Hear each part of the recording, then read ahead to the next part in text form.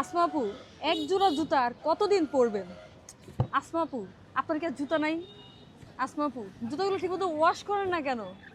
আসমা আপু, আপনাকে সারাক্ষণ সবসময় শুধু এই এক জুতাতেই দেখতে পাই।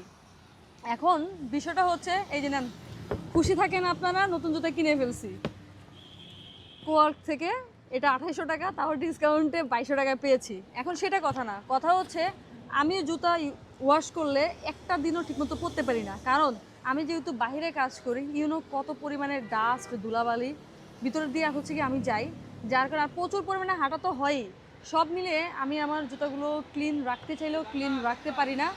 আর হ্যাঁ, অপচয় কম করি, তবে এক জুতা 3-4 বছর এমনি অনায়াসে চলে যায়।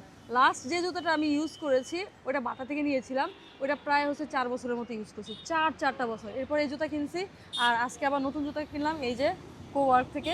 যদিও ডিসকাউন্টে পেয়েছি, এর আগেবার কিনতে গিয়েছিলাম 2800 টাকা দাম ছিল, সাইজ ছিল না, এই জন্য আমি নিই। তো গতকালকে গেলাম কিনতে, দেখলাম যে সাইজ আছে, তাও ডিসকাউন্ট দিয়ে মাত্র 2250 টাকায় আমি জুতাটা পেয়ে গেছি।